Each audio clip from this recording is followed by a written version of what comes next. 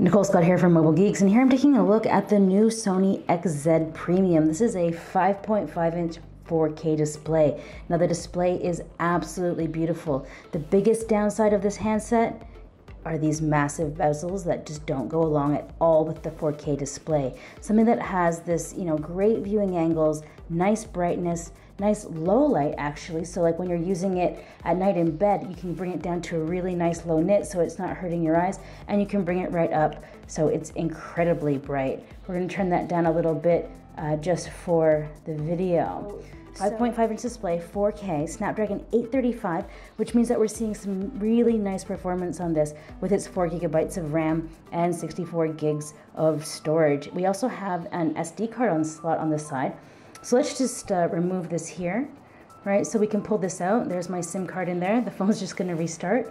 Now we're gonna get into the first janky thing about this, is that it is dual SIM, so you can actually like pull this second one out, right? And then you can use this side here for a micro SD card slot. So right now I have this in here, my SIM, because I don't wanna fiddle around and try to pull that out. Man, all right, so you guys don't know how many tries I've just had to get that in, but it was a significant number.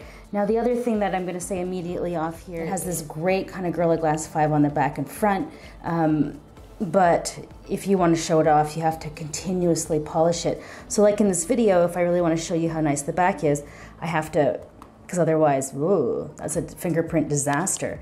So as this is booting on, let's just take a quick walk around the system.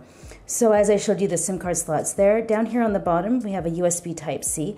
Now one thing that you'll notice as we go from the sides to the bottom is that this is metal. So it's a nice premium build, right? But then the sides just feel a little bit plasticky and cheap, which is kind of too bad. So we have a button here to take a photo, which is a really nice thing. Then we have a fingerprint sensor built into this power button. Now I like the placement of this. Good old Chunghua's pin code there. It's conveniently located for your thumb, or if you have your index finger here around this side. So I think it's in a very nice place. I really do enjoy that. All right, so you can see that power button there. It's nice and flush, really built in there.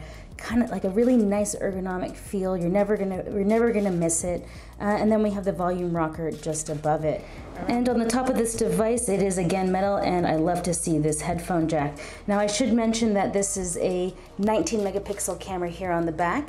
It's capable of 960 frames per second in slow-mo, which I'll show you right now. It's really nice and fun. So the camera on the Sony is pretty good. You could see here that, there is some really nice colors. Sony makes some great sensors, and overall I'm pretty impressed with, the trueness of the colors, the sharpness of the edges, and in low light, yeah, some of them are a little bit oversaturated, but overall the detail is pretty good. The camera on this Sony definitely is stand up.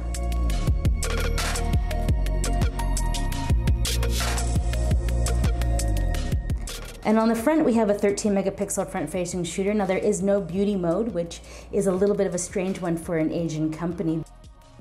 So now let's hop into battery life. So this is, say, just a day, down to 18% by 6 o'clock, which this is not great, but if we look at just how much we were using the phone, it's only about 3.5 hours.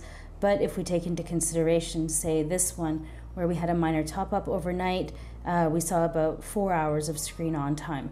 So this is not going to be for the biggest user. It should get you through the day if you are a, average or to medium user.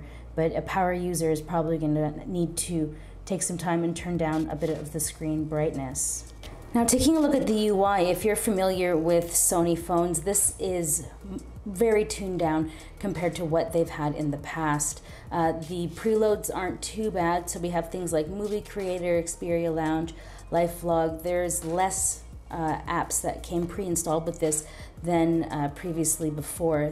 So who is this phone for? It's got a high price point, which means that it has a lot of tough competition. So if you want style and substance, this may not be the handset for you. There's a lot of really beautiful handsets out there like the S8 or the G6 that have the beautiful edge-to-edge display, whereas this guy has massive bezels in the top and bottom, even though they have a 4K display built in. So if you want style and substance, there is a little bit missing here just because they have these large bezels and the kind of cheap feeling plastic on the side. And the fact that it's 4K is cool, but you have a hard time finding content. I do wish that there was some sort of app store in here where I could just go and buy like some 4K content, or like, you know, provide a store that has a curated list of, you know, 4K apps that I can grab. But I guess if you're gonna pick this up because you want the 4K display, then maybe you're a person that has lots of 4K content. So I'm Nicole Scott from Mobile Geeks. This was my, you know, quick first impressions, my early review. And again, massive shout out to the Gadget Match guys who lent me this phone. So I'm your host, Nicole Scott from Mobile Geeks, checking out the Sony Xperia XZ Premium.